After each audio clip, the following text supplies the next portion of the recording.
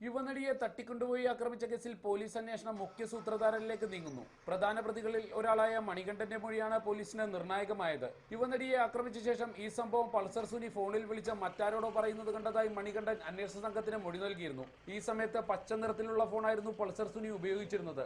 ഈ ഫോൺ കൂടാതെ മറ്റ് 2 ഫോണുകൾ കൂടി സുനിയുടെ കൈവശമുണ്ടായിരുന്നതായും മണികണ്ഠന്റെ മൊഴിയിലുണ്ട്. എന്നാൽ പൾസർ സുനി അഭിഭാഷകൻ മുഖേന കോടതിയിൽ സമർപ്പിച്ചിരിക്കുന്നത് വെള്ള നിറത്തിലുള്ള ഫോണാണ്. യുവനടിയെ ആക്രമിക്കുന്ന ദൃശ്യങ്ങൾ പകർത്തിയതിൽ ഒന്ന് പച്ച നിറത്തിലുള്ള ഫോണാണ്. പച്ച നിറത്തിലുള്ള ഫോണിലുള്ളത് പൾസർ സുനിയുടെ രഹസ്യ നമ്പർ ആകാമെന്ന നിഗമനത്തിലാണ് പോലീസ്. ഈ ഫോൺ പൾസർ സുനി കൊട്ടേഷൻ നൽകിയ സൂത്രധാരന് കൈമാറിയിട്ടുണ്ടാകാമെന്ന് പോലീസ് സംശയിക്കുന്നു.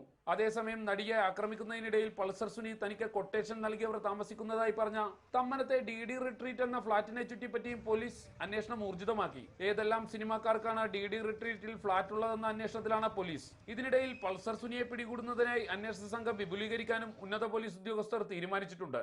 സഹിൻ ആന്റണി, റിപ്പോർട്ടർ, കൊച്ചി.